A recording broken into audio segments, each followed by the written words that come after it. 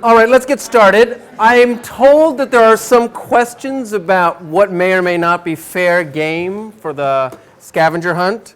So if there are questions, ask them. Are there questions about, yeah? Is Taylor fair game if they wrote a paper on Can you use an example from Taylor? Yes, so long as it's not one that I mentioned in class or one that you used in your paper. Oh, come on.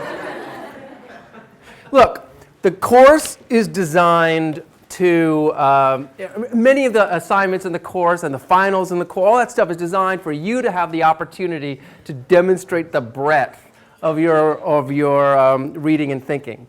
So if you're going to reuse something from your paper for another assignment, how lame is that? Don't do it. Take the opportunity to show us more. Why? Is it a really, really good one? It's like you found the only zeugma in the course and you're not allowed to use it. Actually, I know of a zeugma or two, and they're not in anything we've talked about. So please don't repeat stuff, okay? I mean, if you do it, we'll accept it. We'll just think less of you.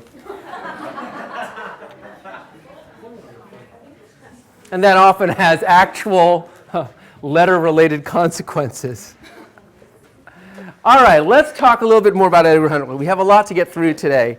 And I want you to understand that Charles Brockden Brown and Washington Irving are both part of this larger project that we might say is moving from Enlightenment modes of thinking and with them the kinds of genres that had prestige, like biography and history, into what we are going to call romantic modes of thinking that are going to try to promote other faculties than reason, call them fancy or imagination, and other forms. So literature as we commonly think about it, literature as the province of the imagination, it's having something to do with fiction or with lyrical experience or interiority, right? All of these concepts that we take for granted as being what constitutes the literary are actually post-romantic conceptions of the literary. And I want you to understand that Brown and Irving in the U.S. context play a role in getting that to happen, right? As we said last time, the way Brown does it,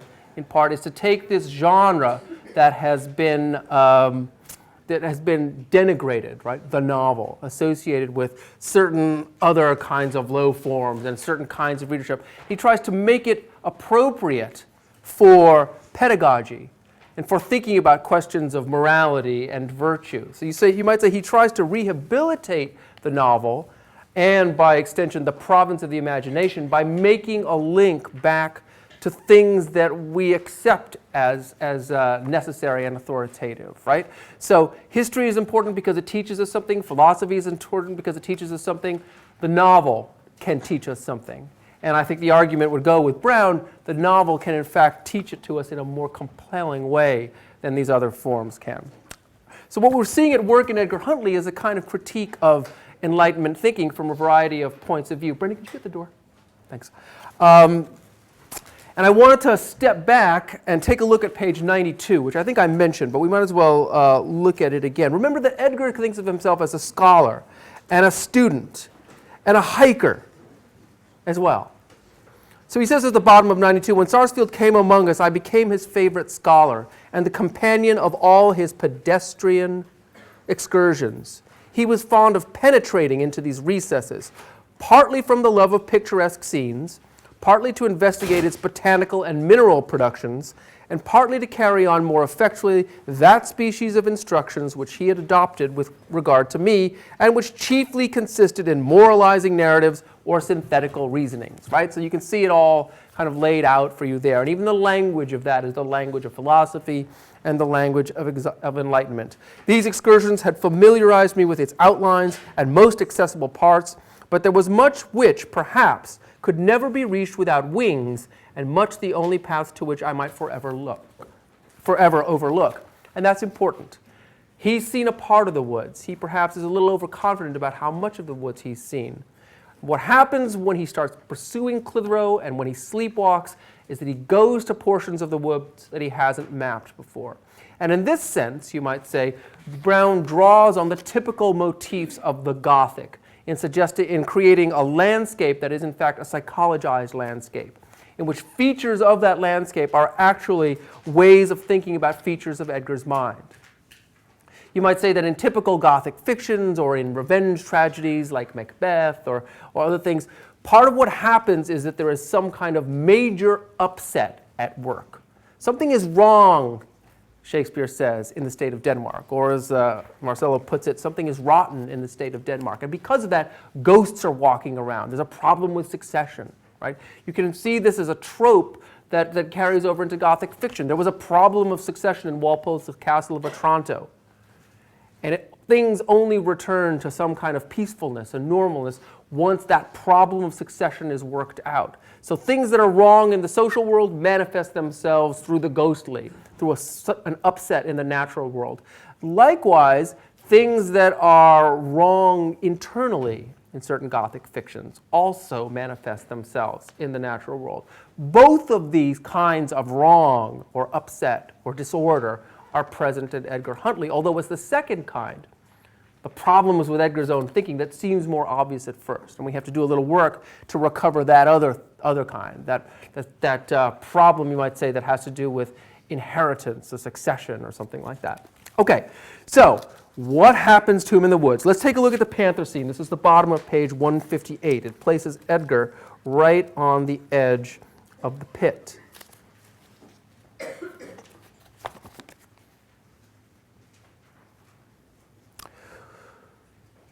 What impediments and perils remained to be encountered I could not judge. I was now inclined to forebode the worst. The interval of repose which was necessary to be taken in order to recruit my strength would accelerate the ravages of famine and leave me without the power to proceed. In this state, I once more consoled myself that an instrument of death was at hand. I had drawn up with me the tomahawk, being sensible that should this impediment be overcome, others might remain that would prove insuperable. Before I employed it, however, I cast my eyes wildly and languidly around. The darkness was no less intense than in the pit below, and yet two objects were distinctly seen. They resembled a fixed and obscure flame. They were motionless.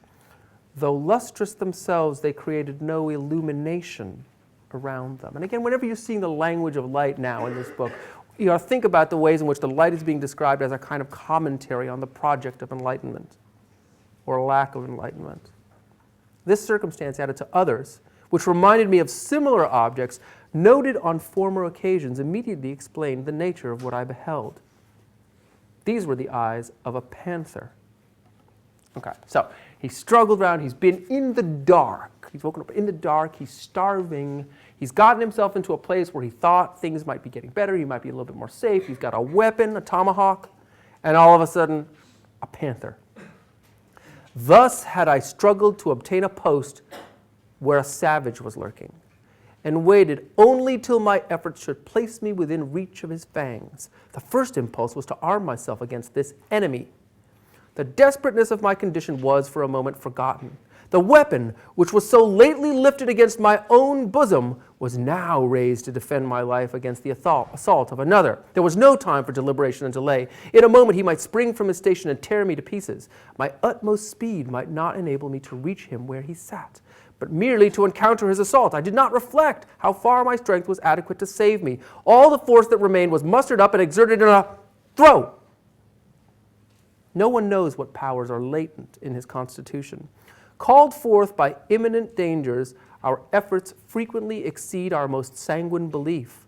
Though tottering on the verge of dissolution and apparently unable to crawl from this spot, a force was exerted in this throw probably greater than I had ever before exerted. It was resistless and unerring. I aimed at the middle space between those glowing orbs. It penetrated the skull, and the animal fell, shrieking, struggling and shrieking on the ground. All right, it's pretty unbelievable, right? Something has happened to him. He's in the woods, he's in the dark, he's got this tomahawk. So what would you notice about the way in which this scene is presented to you? There's some aspects of it that should bear noticing for us. What do you think? Anything about the particular words that are used? Yes? He became a savage. He became a savage. Edgar does. Okay. How would you, okay, if you were going to say assertion, Edgar becomes a savage. Support that. Why is he a savage? Well, at first he is very self-conscious, and then he describes a moment where he loses all thoughts of his sort of mental instability, Mm-hmm. and gives in survival instincts. Okay, good. So no more overthinking, just got to act. In fact, it probably took him less time to do this than he actually spends talking about it. And this is, of course, in retrospect, when some of the mind has come back. Okay, so that's good. What else? What else do we note about savagery in this section? Yeah? Well, I think there's a parallel between him killing the panther and Clitheroe killing his brother. Okay. There's this aspect of, when he says there was no time for deliberation and delay, something else comes over him. Good. He acts purely on him. So there's a kind of madness, right? The same kind of madness that comes over Clitheroe. He doesn't know what he's doing. Madness seems to come over Edgar. It's what we want to call it, instinct, or even more than that. So it reinforces the parallel or the doubling between Edgar and Clitheroe. That's good. Anything else of note? Yeah. Because it's like instrument of death as opposed to simply weapon. And Okay. What the intent of it, because if it was merely a weapon that could be used for intimidation or defense, whereas an instrument of death demonstrates some sort of intent of actually killing.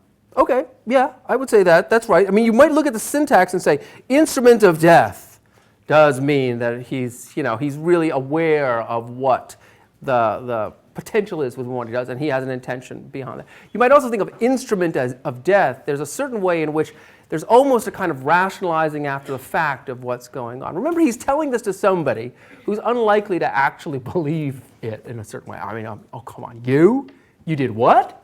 To what? Where? Right? So he's saying there's an awareness, and he says this openly at certain points. I know you're not going to believe how normally mild-mannered me doing this, but okay, so that's good. I mean, there's a way in which you might say the prose is still designed to keep what's actually going at bay a little bit, as if it's kind of horrifying. Right? I mean, it's a little bit wordier than it might be. Anything else? What is it he actually uses to kill this panther? Where does he throw? Yeah. And who uses those normally? Interesting. White guy using a tomahawk. And what are other names that are given to said Native Americans? Right, savages. Okay, so where else is savage used in this paragraph? What was the first time he used in what I read to you? I had struggled to obtain a post where a savage was working, right? So, I mean, again, this is the same discourse. He's a man of the Enlightenment.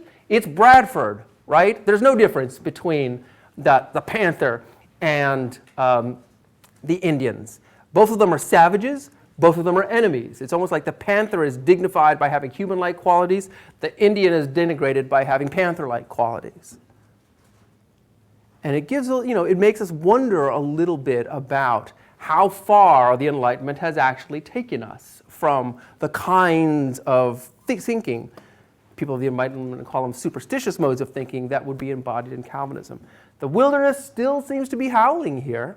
You might think about that. Is there a kind of lack of fit between Edgar's nature walks and the wilderness that he actually comes up to here? All right, so this happens to him. Then do you remember what happens next? Take a look, page 160. My hunger had arrived at that pitch where all fastidiousness and scruples are at an end. I crept to the spot. I will not shock you by relating the extremes to which dire necessity had driven me. I review this scene with loathing and horror. The whole appears to be some freak of insanity. No alternative was offered, and hunger was capable to be appeased even by a banquet so detestable. If this appetite has sometimes subdued the sentiments of nature and compelled a mother to feed upon the flesh of her offspring, it will not excite amazement that I did not turn from the yet warm blood and reeking fibers of a brute. One evil was now removed only to give place to another. The first sensations of fullness had scarcely been felt when so he rips the thing apart, right, and starts eating it raw. right? Just so we know what he's doing. The first sensations of fullness had scarcely been felt when my stomach was seized by pangs whose acuteness exceeded all that I had ever experienced. I bitterly lamented my inordinate avidity. The excruciations of famine were better than the agonies which this abhorred meal had produced. Death was now impending with no less proximity and certainty, though in a different form. Death was a sweet relief for my present miseries, and I vehemently longed for its arrival. I stretched myself on the ground. I threw myself into every posture that promised some alleviation of this evil. I rolled along that pavement of the cavern, wholly inattentive to the dangers that environed me. That I did not fall into the pit whence I had just emerged must be ascribed to some miraculous chance. And that might remind us syntactically of Franklin, right? I mean, again, it's kind of like trying to make the Enlightenment language fit here. Some chance saved me from, the problems that might have arisen out of my want of religion, that might have arisen out of my falling into the pit. How long my miseries endures it is impossible to tell. I cannot even form a plausible conjecture. Judging by the lingering train of my sensations, I should conjecture that some days elapsed in this deplorable condition, but nature could not have so long sustained a conflict like this, right? I mean, his ability to even analyze this situation is completely breaking down. Now, what would we say about that scene, right? Kills the panther, a little bit of discourse of savagery working in, then what? Eats the panther. Anything we want to say about that? Yeah. Mm-hmm. So it's just a freak of insanity. Good phrase to note. What else? Yeah. These bouts of insanity seem to be pushed by these great upsets, as you call them, his extreme hunger.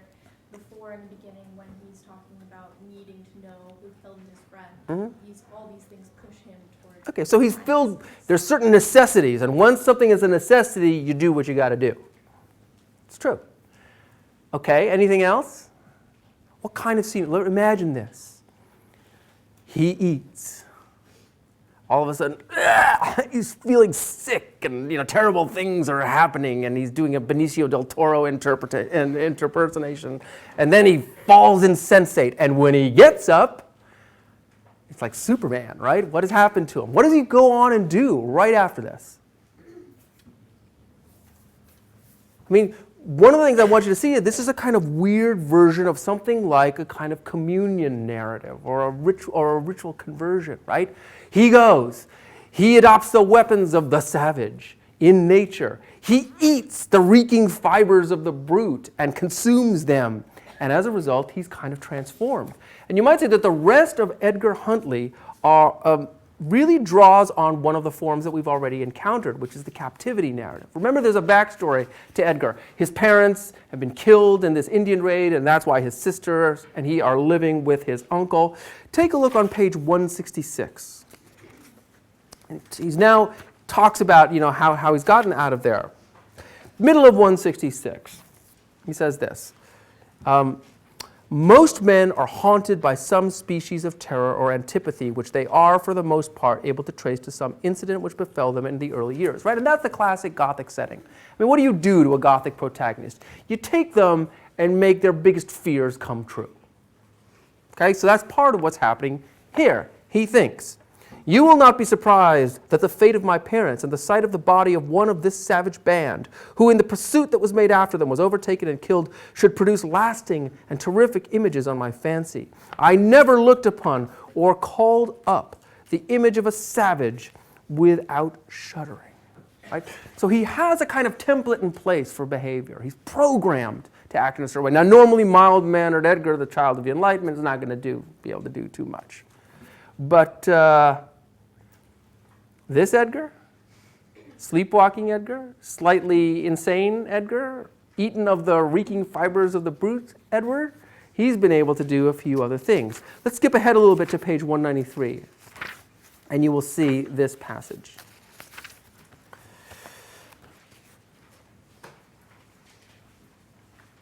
Okay, I mean, he encounters this band of Indians, and it's like bang, bang, bang, and he's like kills them all. It's amazing. I mean, you got to imagine. Do you ever see a movie called Total Recall? Anybody ever watch a movie like that? Total Recall. Well, the thing to note, so it's Arnold. But you have to know that in the Philip Dick story from which Total Recall comes, it's more like Woody Allen. I I mean, it's supposed to be a mild-mannered guy who's kind of transformed into something else. So you should imagine this here. I mean, imagine Edgar as this kind of bookworm all of a sudden becoming Rambo. Because that's really what we're talking about here, right? And this is what he's addressing here. He said, so he's killed, little coup de grace, he's killed this Indian here in the middle of 93. This task of cruel lenity was at length finished. I dropped the weapon and threw myself on the ground, overpowered by the horrors of this scene. And now, such are the deeds which perverse nature compels thousands of rational beings to perform and to witness. Such is the spectacle, endlessly prolonged and diversified, which is exhibited in every field of battle, of which habit and example, the temptations of gain, and the illusions of honor will make us not reluctant or indifferent, but zealous and delighted actors and beholders.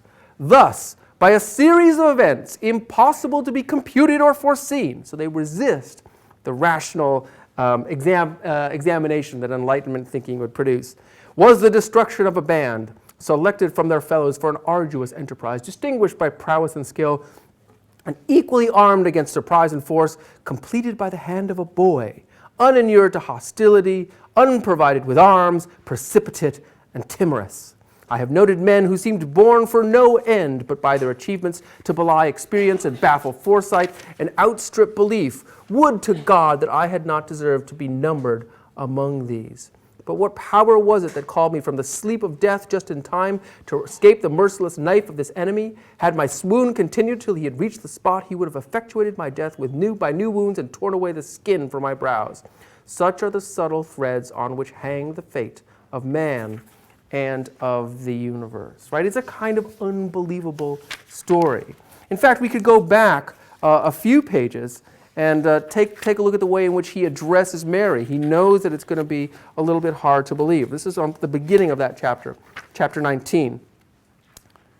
He says at the beginning of chapter, on page 184, "Think not that I relate these things with exultation or tranquility. All my education and the habits of my life tended to unfit me for a contest in a scene like this. But I was not governed by the soul which usually regulates my conduct. I had imbibed from the unparalleled events which had lately happened a spirit vengeful, unrelenting, and ferocious." Right? And he goes on to say, middle of the next page, "Thus I have told thee a bloody and disastrous tale. When thou reflectest on the mildness of my habits, my antipathy to scenes of violence and bloodshed, my unacquaintance with the use of firearms, and the motives of a soldier, thou wilt scarcely allow credit to my story." In other words, he's protesting, look, I'm a man of the Enlightenment, not a savage. I know you're not going to believe this, right? But I was able to do these savage things in spite of the fact that I am a civilized person. But I think there's another kind of logic that the book is actually suggesting to us. And you can see it in the words here, this idea of being put in unexpected situations, forced to do things out of necessity. Right? Is it possible that what we're seeing here is not the fact that Edgar is savage despite the fact that he's civilized? Is it possible that Edgar is forced to become savage precisely because he wants to be, quote unquote, civilized? In other words, in order to be civilized in the New World, you have to commit acts of barbarity and savagery, which are the equal of the things that you've encountered there. Only then can civilization actually take root. I mean, think about that for a moment. In some sense, this becomes a story of the New World encounter. You come here for whatever reasons. If you're a Puritan, you come to escape religious persecution. You come to have a better economic life. You come to establish the city on the hill. And slowly what happens to you? You find yourself massacring Pequots. Right? There's a way in which this is a commentary on the settlement narratives that we've read, the captivity narratives that we've read, and it really becomes a kind of commentary on the nature of European civilization in the New World. Savagery and civilization go hand in hand. In order eventually to be civilized, Edgar and all of those around him need, in fact, to be savage.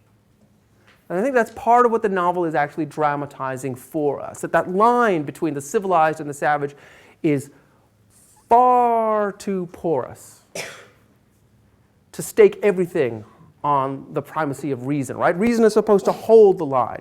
Here we've seen a number of ways in which reason is unable to hold the line, right? I mean, you go into nature, you meet panthers, you meet madmen sleepwalking, you got to do what you got to do.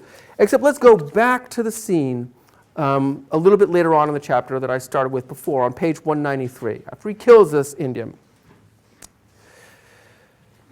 I just want you to look at the sleight of hand, or the kind of slipperiness of the prose in the middle of that second to last paragraph in 193. Such are the deeds which perverse nature compels thousands of rational beings to perform and to witness. So where's the agency there? Is he taking responsibility for it? Not exactly. It's perverse nature is compelling us, who would otherwise be rational, to do this. Okay. But he goes on. Such is the spectacle, endlessly prolonged and diversified, which is exhibited in every field of battle. Is this nature?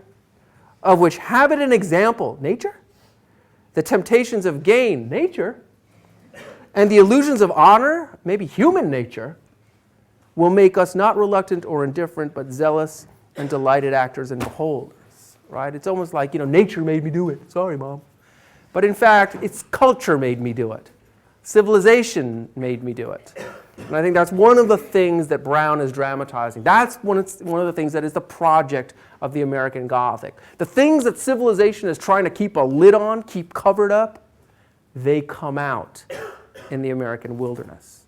And not only in this story, they were coming out of the American wilderness from the moment that Europeans set foot in it. Okay, that's part of what we want to say. Now, I said when I was talking about Mary Rowlandson, I suggested to you that Rowlandson had a template for thinking about the war. That was what she was designed to have, right? It was part of God's providence. It was not supposed to be about land rights or competing claims of culturally equal groups, right? It wasn't supposed to be about, the West Bank kind of situation. It was supposed to be read as part of a larger biblical story. Okay. But we have certain modes of access to that other story. I mean, one is that we can contextualize the war. The other is we can kind of see that there's a kind of economic language that bubbles up in her narrative, despite itself, you might say. The same thing happens in Edgar Huntley. Remember that little Weymouth subplot? I mean, what's all that doing there? There's a notion about inheritance. He has to admit, I was going to marry you, but, well, that was depending on inheriting from your dead brother, and now, well, the uncles, son, he hates us. And let's talk a little bit about the one Indian figure who is not a Bradford-like faceless narrative, the one who gets a name. Who is that? Who? Somebody said it, and that's the name that Edgar gives. What was it? Queen Mab, okay. Old Deb is what she's also called. Queen Mab comes from where? I gave you an excerpt from Romeo and Juliet to read it. She's from a fairy figure from the English poetic tradition, right? And the speech by Mercutio is a wonderful evocation of the way in which Queen Mab comes during dreams. And okay. Imagine Barlow taking the old world forms and running the new world hasty pudding through them and producing the pasty pudding poem. Okay? Way cool. Neoclassicism works in the new world. In fact, maybe it works even better. Edgar's going to try to do the same thing. Old Deb. He's kind of interested in Old Deb. Old Deb is there. She speaks this weird language. He has these dogs around. He wants to think of her as a kind of picturesque figure, a figure of fancy, a figure from the English poetic tradition. So he gives her this name, Queen Mab. And he's interested so long as he can make her this kind of figure. But she resists being made into that figure. Because what is Old Deb really? What is Old Deb, really? I mean, what has she been doing while she's been out there alone? She's been sort of plotting this attack by the... She's Osama bin Laden, folks. I mean, she's the one who has been planning all of this. The Indians are responsible for Waldegrave's death. She's been... Why is it, by the way? Because where is it that Huntley farm happens to be located? Her old place of living, right? Her old domicile. They've stolen her land. She's got a beef, and it's a legitimate beef. She's the one that's been organizing all these Indian raids. But Edgar either doesn't know it, or He doesn't let himself know it. But the novel does, right? The novel enables us to see that there's something else that's going on here. And as soon as she doesn't fit into his story, he's no longer interested in her, right? She goes off, when they finally catch her, she goes off proclaiming all these things, and he just ceases to be interested in her. So what I'm suggesting to you is that there are two kinds of things at work here. One is a problem in Edgar's psychology. That makes it Gothic.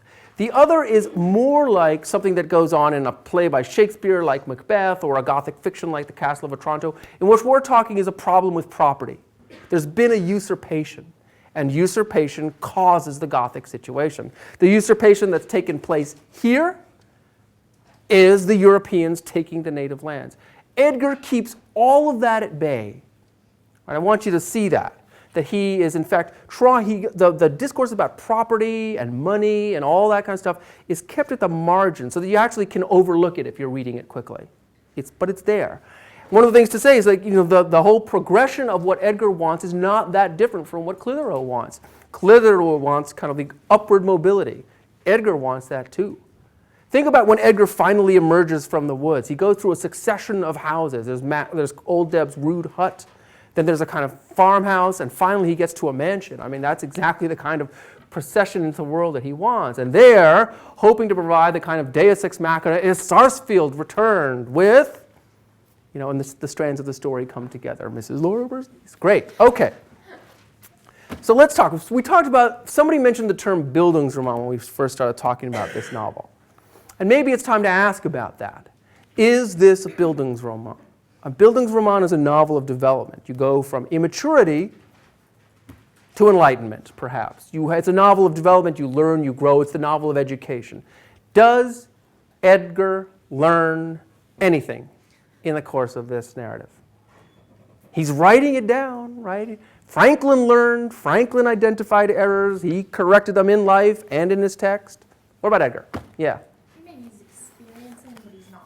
He's not learning. So if you were going to make that argument, what would you tell me? What's a piece of evidence that you would use to say Edgar doesn't actually learn anything? Well, just the language of passivity. Okay, it's possible. Language of passivity. It's still that kind of weird paraphrastic enlightenment prose, possibly. Over and over again, he's saying, I was controlled by other Okay. things. So a language of passivity that goes along with a lack of taking responsibility, right? Nature made me do it, or look at all the things we are led to. That's good. That's a good start. What else would we marshal as evidence to say that Edgar, in fact, has had no Bildung whatsoever? Yeah? Well, I mean, from the very beginning, he's kind of keeps getting himself involved in other people's business, with around everything. Oh, the father's clemency, right? Okay. At the very end, he still gets involved and causes problems. You're absolutely right. He makes the same damn mistake at the end of the book that he made in the first pages, right? He thinks he can fix it. Doesn't work, and it has another disastrous consequence. Great. That's good. And you would want to cite that, right? So there's a kind of Edgar doesn't learn anything because he still can't, despite everything that's happened, he still believes in the primacy of reason. One other thing, a formal thing that would suggest to us that Edgar is that we are meant to realize that all along, and we should have realized this really early on, that we've been reading an unreliable narrative by an unreliable narrator who doesn't learn much. Well, what happens to the form of the narrative at the very end? Edgar signs off, farewell, E.H., Solbury, November 10. Then what? Take a look on page 273. We get a letter to Mr. Sarsfield in Philadelphia. Then we get another letter. This is where we're discovering all of the later doings with Clitheroe. E.H. Letter 3. This is on page 283. To Edgar Huntley. And from whom is this letter? It's from Sarsfield. And what comes after that in the book?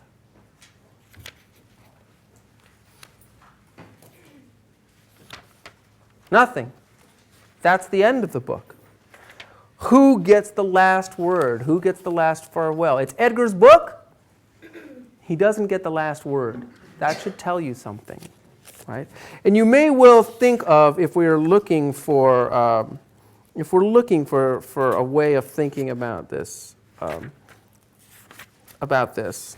Let me see if I can find you this particular quote. It's the one where where Sarsfield talks to him about consciousness itself. Look on page 267. It's a little bit before the end, but it might serve as a kind of summing up of the way in which this happens to launch a critique of the Enlightenment. And it comes again from Sarsfield. It's a second to last full paragraph. Sarsfield is telling Edgar, he can never be regarded with complacency by my wife. He can never be thought of without shuddering by Clarice. Common ills are not without a cure less than death. But here all remedies are vain. Consciousness itself is the malady, the pest, of which he only is cured who ceases to think. You know, it's a little bit like Saeed in Lost. Better off dead. Some things are better off dead. There are some things that reason can't cure, right? That's almost a kind of Poe-like idea. It's the kind of narrators that Poe becomes interested. So you imagine Poe would probably be, there's a certain way in which you might say, well, Poe is kind of would really most be interested in Clitheroe's story, like the guy who seems rational and then becomes mad.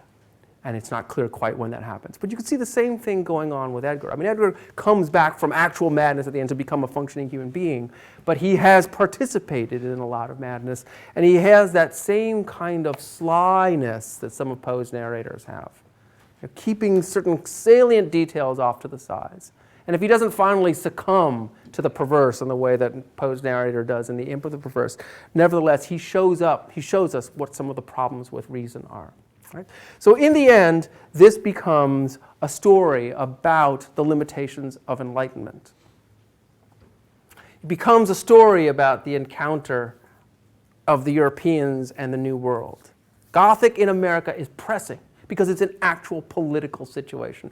Forget all those stupid chimeras and ghosts and goblins and ghostly aristocrats who are bigger than castle. That stuff's not real. Indian hostilities, that's real. In the time in which he's writing, they're still going on. Okay, that's a nice story that I just told you, right? There's one other way to think about it, or maybe it's a complementary way to think about it. And you could ask yourself this. In the end, what is the fit between those two stories? Which is the more pressing of them? The cultural story that I just told you, or the story about Edgar's psychology? Or even better, the link between them? Because is this novel actually interested in the Native Americans? Has it not also, like its narrator, used them instrumentally to dramatize something, as I've been suggesting to you, about whether it be contact, the limits of enlightenment in terms of colonization, or even just the limits of enlightenment in terms of reason? Has this not, in some sense, then become a kind of allegory of the Western mind in the moment of enlightenment? And if so, hasn't it in some sense recapitulated precisely the thing it's described? It's tromped into the wilderness, used it for its own good purposes, and leaves it be. So I want you to think about that. The question would then be, to what extent is the novel implicated in precisely the kinds of things it seems to be launching a critique of? All right, some food for thought. Okay, any questions about that or observations? Alrighty then, let's think about the guy who actually made money writing, because Brown didn't. He wrote that series of novels very quickly, and then in fact, because they didn't sell very well, he had to write 2 other novels. And they were called Clara Howard and Jane Talbot. Those names sound familiar to anybody? I mean, as names? What do we notice about the difference between Wieland, Edgar Huntley, Ormond, Arthur Mervyn on the one hand, and Jane Talbot and Clara Howard? Jane Talbot and Clara Howard sound not unlike Pamela and Clarissa. Brown wants to make money, doesn't make it doing these Gothic novels, so he goes back and writes precisely in that kind of Richardsonian vein that he was theoretically disavowing. That doesn't work either, and he eventually goes back and makes a career as a kind of journalist and pamphleteer. He fails, in other words, to make money as an imaginative writer. It's Irving, Washington Irving, who becomes the first successful American writer, the first person who lives off writing that we might call imaginative. And Irving, you might say, like Brown, maybe even better than Brown, has a sense of what he's up against. Very early on, he writes an essay that's on a poet named Robert Treat Paine, who we don't read very much. But one of the things that he says is this: the writer is unfitted for business in a nation where everyone is busy, devoted to literature where literary leisure is confounded with idleness. The man of letters is almost an insulated being, with few to understand, less to value, and scarcely any to encourage his pursuits. Right? We're living in a culture that is a culture of business already in the early part of the 19th century, and a culture that seems to have little time to, or little concerted interest in promoting a literary culture. Right? And I've already talked to you about how the models that we have from England in the United States don't really apply. The model of patronage, for example, isn't there. The model of the gentleman amateur isn't there. Instead of patronage, we're getting this growing marketplace. Irving has a profound ambivalence, and part of what we might understand is he does, in the course of his career, a kind of balancing act between two models. One is the man of business, because he's worried about being idle. He comes from a merchant family. He was supposed to be a lawyer like Charles Dr. Brown. He doesn't do it. Is writing just idleness? Okay, so maybe we shouldn't be a writer as commerce, but can we afford to be the gentleman amateur? And will people respect a gentleman amateur in a world where everybody is is working on business? So there's a kind of ambivalence that Irving feels, and a kind of ambivalence that he recognizes in his audience as well. You might say that it's between these two poles: writing as business, writing as kind of imagination and leisure. You don't want to sully the imagination with business too much, but you don't want to be so full of leisure that you're thought to be idle. These are the kind of Scylla and Charybdis between which Irving charts his career. And he, too, understands the potential within the copyright law of 1790. But unlike Brown and other writers, he also understands the limitations of it. He knows it's a domestic law, therefore he goes and secures his copyrights abroad. Publishes English editions first, then has them sent back to the United States. And I want you to see that this worry about what kind of business is writing, what kind of labor is it manly enough, is a concern that will be part of American writing up at least until Hawthorne. I've already mentioned Hawthorne's Scarlet Letter, but the opening preface portion, the Custom House, Hawthorne is worrying in 1850 precisely about the same things. What would my ancestors say about what it is I want to do for a living? And why am I not able to make money, by the way, off what I'm doing for a living, right? So Irving is setting in place a set of ideas and a set of problems that will be resonant for later writers as well. So I guess within the language of conceptualization that we've used in the course, one of the things that we ought to say is that Irving has a kind of canny understanding of what we've called the horizon of expectations. He understands that there are certain generic expectations in place, and he's going to play with those. He's going to appropriate those. He understands that there are shifting tastes that an audience might have, and shifting impressions of what an author should do. He's going to make use of those and play with those as well. Right? So that's part of what Irving is up to. And his first major success was a book that was called The History of New York, which has recently been published in a new edition by Penguin. It had its bicentennial just this year. First came out last year. It came out in 1809 in the fall, and so this new edition comes along with that. Say about Irving then is he's creating a kind of a New York history in the absence of a New York history.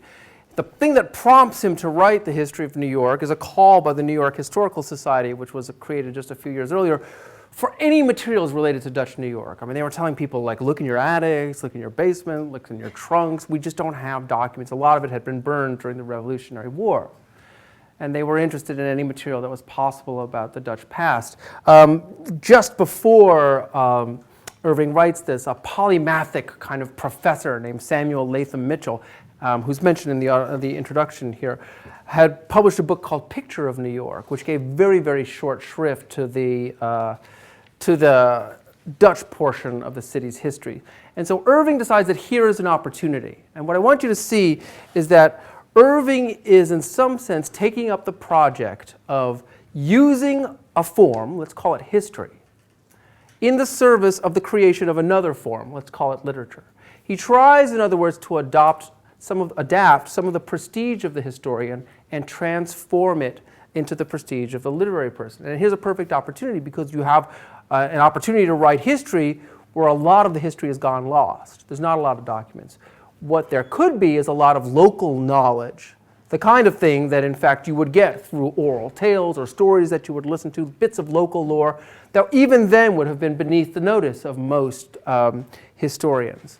So Irving decides that he's going to put these things together, and in fact he jumbles actual events and personages with made-up things in such a way that historians still have arguments about what it is that he made up and what are actually bona fide sources that can be trusted. And finally, what we get in history is an awareness that, in fact, that history is, I mean, this is going to sound banal to you probably, but history is a story like anything else. Story, right? A historian is an editor, takes so-called facts and assembles them into a certain kind of narrative. Therefore, Irving is quite aware that all histories are partial and really are almost always written by the victors. Take a look at, if you've got it with you, pull it out. If not, just listen. This is the beginning of chapter 5. And it's page 40 of the excerpt. I want you to listen to the style.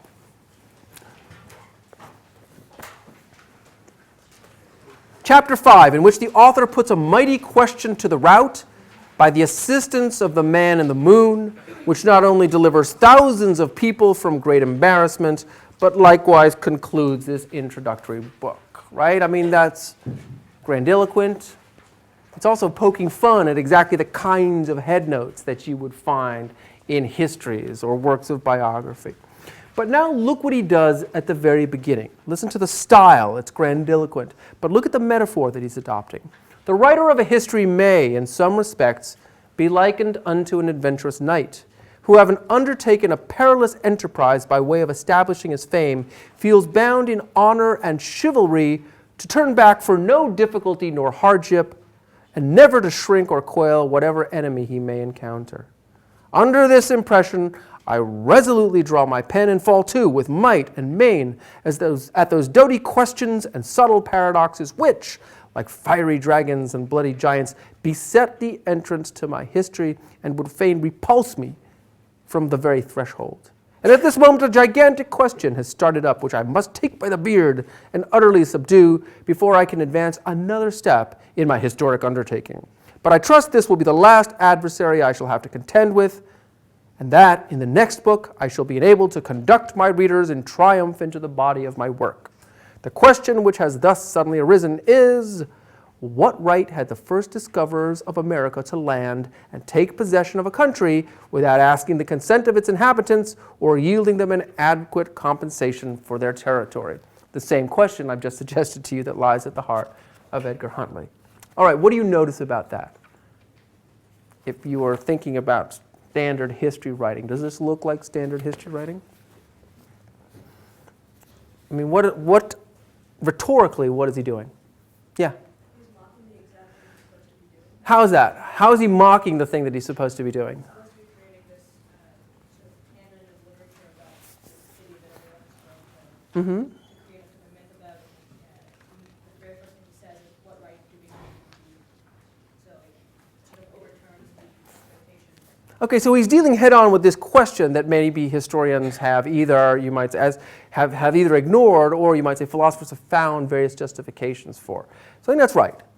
There's a sense in which he is exposing to view something that most people and most historians would rather not talk about. But think a little bit more about the way in which he introduces this subject. What's the metaphor that he uses?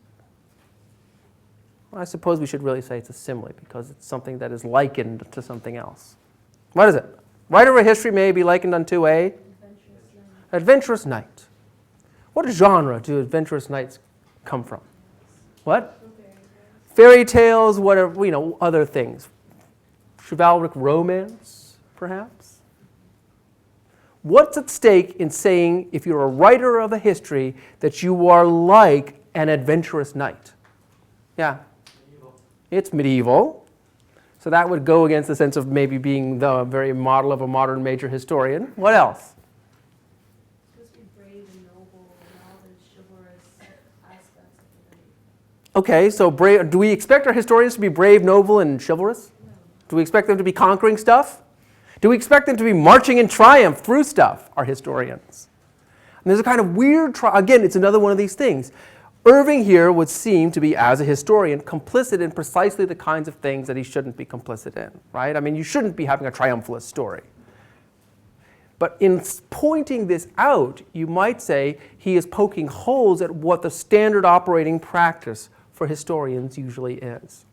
He's, in other words, calling attention, humorously, to the fictionality of most histories by overemphasizing the links between history and fiction here. Right? But it also has another disarming kind of effect. Right? If you're making this association between history and romance, okay, but you might say there's a way in which the kind of chatty voice that he has will get you to read along and maybe not object to things that in another way you might object to if they were told to you in another way. Take a look, for example, I don't know, you can pick any one from the course of this chapter, but take a look on page 45. He's in the midst of talking about the different justifications that white settlers had for controlling the land. In fact, he calls these the right of discovery, the right of cultivation, the right of civilization. And with civilization, of course, what's really important is the church and the spread of Christianity. Middle of 45. The most important branch of civilization, which has been most strenuously been extolled by the zealous and pious fathers of the Roman Church, is the introduction of the Christian faith. Interestingly, he is going after the Roman Church, right? So it's not going to be, I don't know what, Dutch Reformed Calvinists that you would find in and around the New Amsterdam, or even kind of Anglican stuff that you would find as a result of British New York, or even the kind of Calvinism that's still prevalent in Puritanism. He's going at something that would seem to be, a safe target, almost like Gothic fiction. We'll put our uncertainties over onto them Catholics in Italy, right? But everybody knows that we're actually worrying about something else. Ask yourself whether what's described here doesn't sound as if it were precisely a critique of Bradford in A History of Plymouth Plantation. It was truly a sight that might well inspire horror, to behold these savages stumbling among the dark mountains of paganism and guilty of the most horrible ignorance of religion. It is true, they neither stole nor defrauded. They were sober, frugal, continent, and faithful to their word. But though they acted right habitually, it was all in vain unless they acted so from precept. The newcomers therefore used every method to induce them to embrace and practice the true religion, except that of setting them the example. Okay, you may or may not think that's funny, but I want you to take a look at it and see how you think it works, right? How does it poke holes in something? How is the style designed to get you to come along? It's almost like he's paying you a little bit of rope and allows you to hang yourself with it at the end as the reader through that little sticking point. It's a mixture of exaggeration, of seemingly rational, balanced syntax. But you can see that even, where does he end up here? What's the fourth right after the right of civilization? The one that trumps them all? The middle of 47. The last right might be entitled the right by extermination, or in other words, the right by gunpowder. Right, okay, so this is what it all boils down to, brute force. And then I want you to ask yourself, what is at stake in terms of the larger project of writing a history, to end this chapter with what basically boils down to a thought experiment. He says, okay, let's think about the people in the moon, the man in the moon people. And imagine that they are as superior to us in their civilization and their abilities. He says this on page 49 in the first full paragraph. Superior to us in knowledge and consequently in power as the Europeans were to the Indians when they first discovered them. And then he says, he goes, these moonlanders, they land on the planet. They do basically things that are all quite analogous to what the Europeans have done. And then towards the bottom of 51, but finding that we not only persist in absolute contempt to their reasoning and disbelief in their philosophy, right, we won't be converted, but even go so far as daringly to defend our property, their patience shall be exhausted, and they shall resort to their superior powers of argument, hunt us with hippogriffs, transfix us with concentrated sunbeams, demolish our cities with moonstones, until, having by main force converted us to the true faith, they shall graciously permit us to exist in the torrid deserts of Arabia or the frozen regions of Lapland, there to enjoy the blessings of civilization and the charms of lunar philosophy. In much the same manner as the reformed and enlightened savages of this country are kindly suffered to inhabit the inhospitable forests of the north or the impenetrable wildernesses of South America. Okay? So what I want you to see is the overall strategy here. We're writing a history, right? We destabilize history writing by using a trope that links it to romance. We then use actual philosophical arguments presented in a way that looks like actual philosophy, except there are subtle deflations through diction and style of the conclusions. And then finally we end up with an out-and-out fiction that nevertheless looks like it draws on a philosophical thought experiment, The Man in the Moon, right? What you can see then is, this is the culmination of a process in this first book whereby you might say that Irving is weaning us from the authority of the historian by undermining slowly but surely the authority of the historian until finally we find much more reason in the kind of thought experiment that we have here, which verges on science fiction, than most history writing. This was a big success, by the way. Part of the reason it was a big success was the style in which it's written, which is kind of engaging and it sort of pokes fun. It's a kind of, it seems like vicious satire, but it's also kind of leavened a little bit by the style in which it's written. But Irving also went on and was smart enough as a young man to engage in a kind of public relations campaign. He places an ad in the Evening Post in October 26th, which supposedly comes from a landlord who says some guy named Knickerbocker is missing. Anybody seen him? He might not be in his right mind. P.S. Printers of newspapers would be aiding the cause of humanity and giving an assertion to the above. I mean, that's kind of the same grandiloquence that you have in the history. A little bit later on, some traveler reports having seen this Knickerbocker, and don't worry, he's okay. A little bit, he had a hat and a small bundle tied in a red bandana handkerchief, already a caricature of what a traveler looks like on the road. And he appeared to be traveling northward, was very much fatigued and exhausted, right? Okay. November 6th, 10 days later, placed by one Seth Handaside, landlord of the Columbian Hotel. A very curious kind of written book has been found in his room in his own handwriting. Now I wish you to notice him if he is still alive, that if he does not return and pay off his bill for boarding and lodging, I shall have to dispose of the book to satisfy me for the same. Got to sell this thing, right? And everybody's kind of in it on the joke and not kind of in it. Washington Irving says this. I mean, and you can see that a little bit later on when he's writing the sketchbook, he says, the publicity campaign works. People get really interested and the thing is published. And many people know it's Irving, many people don't, but the interest has been piqued by this kind of sort of reality show public relations campaign. Irving, says this later on when he sends the manuscript of the sketchbook back from England to his brother to be published in the United States. My talents are merely literary. And if I ever get any solid credit with the public, it must be in the quiet and assiduous operations of my pen under the mere guidance of fancy and feeling. Now again, we should probably think of this as a kind of ironic statement. But the idea of talents are merely literary suggests that there are a lot of other talents that are much more appropriate. To be a literary person then in the United States in this period is almost to be un-American. Right? What are you doing wasting your time on the merely literary? Do something with your life, go into business. But Irving does go into business. He needs to make money writing the sketchbook. And so you might say it's once again time to do a kind of gut check and to think about the horizon of expectations, and he does. And he produces a volume that is a huge success on both sides of the Atlantic, in part because it draws on established English forms, the kind of magazine writing that was very popular and that sold well in English periodicals, and therefore, because Americans took their cue from the English taste at this point, that would sell well in the United States, and added to those the sorts of kinds of local knowledge that were prevalent in the history of New York to create something that was new. So there are two major forms in the sketchbook. I gave you one example of the sketch, which is the piece that was on Blackboard called The Voyage, two examples of the tales, the most famous ones, Rip Van Winkle and The Legend of Sleepy Hollow. Okay. The sketch is, again, like English magazine writing. You can imagine it, the sketch is basically a piece of writing that's fairly short in which nothing exactly happens.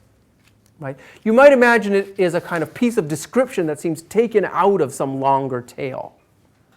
But it's sort of there. It's kind of like local color. It's just something that's of interest to the narrator and recalls a lot of British periodical writing. So it makes sense to people that this kind of thing should exist. The tale, though, in fact, you might say that the two tales that we have seem to be made all the more extraordinary precisely because of the context in the volume around them of the sketch where not much happens. Something does happen in Rip Van Winkle and The Legend of Sleepy Hollow, and it kind of defies the rational. Unlike most of the sketches, which are first person, the tale is presented as a third person narrative, or else you might say the pseudonymous major narrator of the sketchbook, this personage called Geoffrey Crayon, has found a manuscript, and therefore the tale exists in somebody else's voice. So these two tales, Rip Van Winkle and The Legend of Sleepy Hollow, are theoretically found amongst the papers in Seth Handaside's Inn of Diedrich Knickerbocker. I just wanted to briefly sketch out a couple of things about these sketches and tales that will let you see the affinities between what Irving is doing and the stuff that's come before. Not only the Gothic of Brown, but also the kind of graveyard school poetry that we looked at in Freneau and Bryant. The sketchbook, in fact, has a kind of obsessive fascination with death. Death hovers over all of it.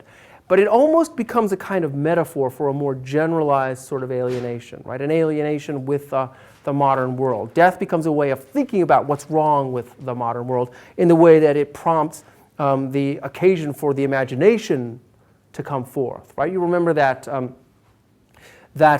moment in the Indian burying ground where Freneau writes that fancy will no longer have to bow to reason here in the Indian burying ground, as if that's what happens all throughout the rest of the world. So, for example, Rip Van Winkle is about somebody who wakes up from a kind of deathless sleep, right? Or a sleep that's almost like death, you might say. And,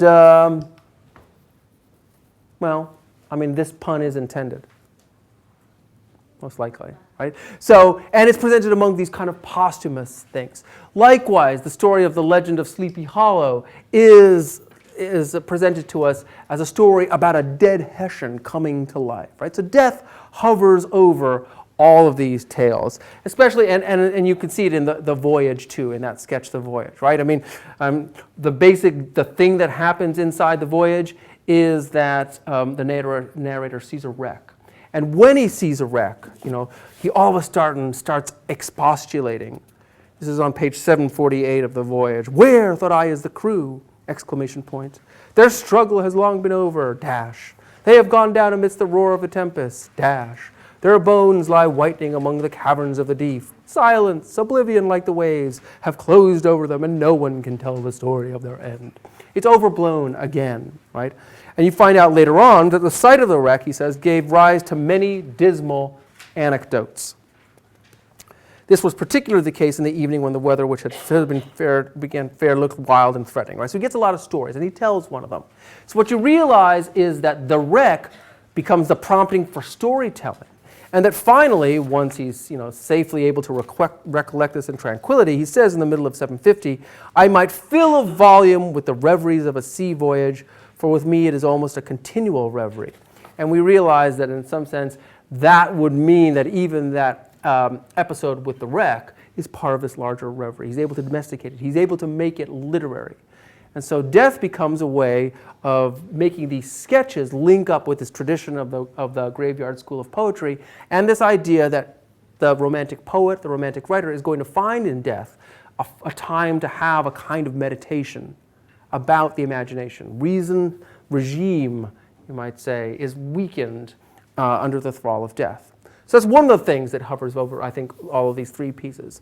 Another, though, and perhaps even more pressing, is a kind of struggle throughout between, you might say, on the one hand, the literary imagination, and on the other hand, this kind of bustling, modern, materialistic world of business, which doesn't really have time for the imagination.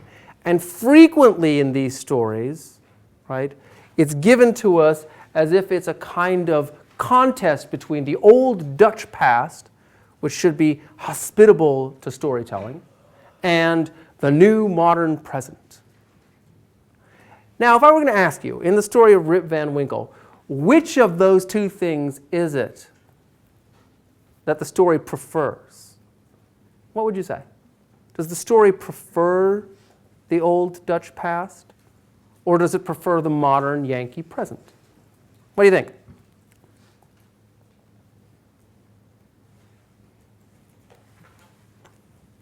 Better read it before the midterm. Yes. Say the modern Yankee present. Why would you say the modern Yankee present? There's great emphasis on after Rip wakes up, he mentions, the Queen, praise the Queen, everyone was praising it, everyone's so obsessed with the voting and with the democracy. Mhm. New, the modern day machine as opposed to the old, outdated one. Okay, so you would say that there's a sense in which the Yankee present is what is, for those reasons. How different is the Yankee present from the Dutch past? Well, in the story, apparently pretty different. Okay, why would we say it's different? Because the hustle and bustle, all that stuff. There's voting, there's voice, people are talking, there's a camaraderie. Okay, and by the way, what is it he slept through? The war. Yeah, he slept through the revolution. I would say, I think I would qualify that by saying that it's, it's the Yankee present with a place for Rip Van Winkle. Okay. Because Rip Van Winkle wasn't happy, or the character wasn't happy in the past because he had his wife and he never had that place where he could go and just be him. And in the Yankee present, there's a place for him. He's sort of like regarded as sort of a figure of That's good. sort of affection. One of the things you might say is that in the Dutch past, I mean, many people when they read the story for the first time think, oh, the story prefers the Dutch past. It's all about local color. It's all about, this modern world, yuck. But I think you're cluing into some of the things, the ambivalence that's there, which is that in the old past, Rip Van Winkle is an idler, right? There's no place for him. He drives his family into poverty. Now he's an esteemed elder and storyteller, right? Everybody wants to come and listen to him. So he has a place, as you point out. Did you want to say something on the, do you want to add something to that? No? I was actually going to sort of disagree with that. Okay. Disagreement is good. Do it. Just because, I don't know, it seems like in the Yankee present, he's allowed to sort of be idle. Mm-hmm.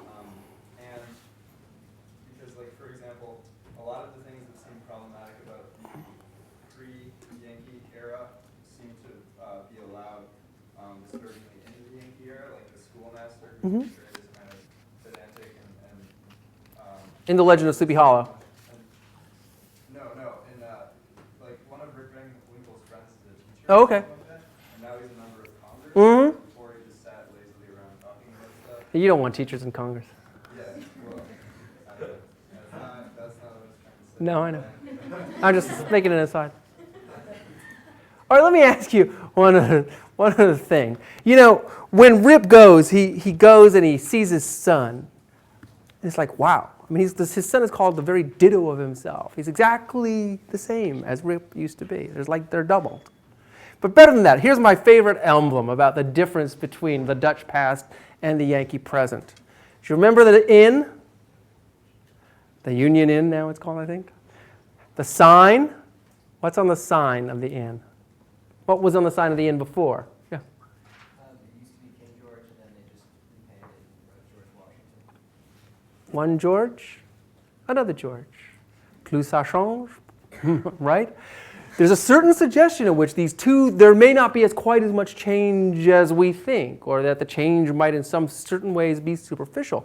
And that's what I mean for you to see, that there's a kind of weird ambivalence, right? The stories seem to set up what looks like an opposition, and then they start to collapse them in interesting ways, right? Is the Yankee present better? Well, no, right? It's hostile to the imagination. The old past is, full of local lore and all this stuff. Except that they didn't like me in the old past, and now they, are listening to my stories, and I have this esteemed kind of place. Let's think about the Legend of Sleepy Hollow for another. I mean, Ichabod Crane seems to be a kind of unappealing character, right? He's tall and crane-like, and He's described as consuming and devouring. There's a wonderful passage here. I was looking for a good picture to illustrate this with. If anybody can find me one, I'd be really, really happy.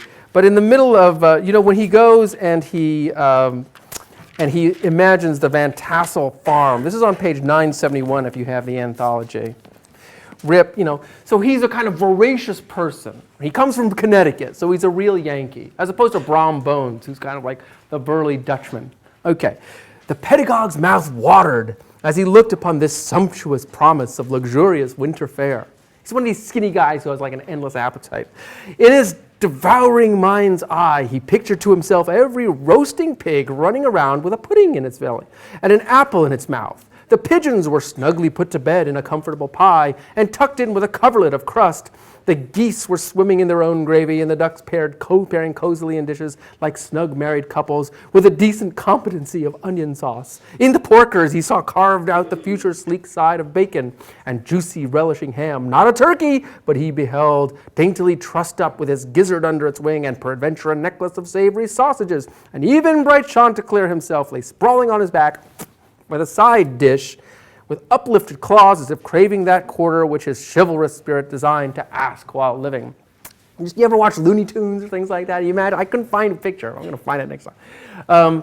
Just so there, the wolf is running around and in a thought bubble he sees the little chickies there and they present it as food. Right? That's what he's doing. He's imagining. So there's something very materialistic about him, right? He feels the same way about Katrina. He just looks at that buxom lass and all of her buxom property and thinks, wow, all of this should be mine. So the story would seem to have a kind of bias against Ichabod Crane, right?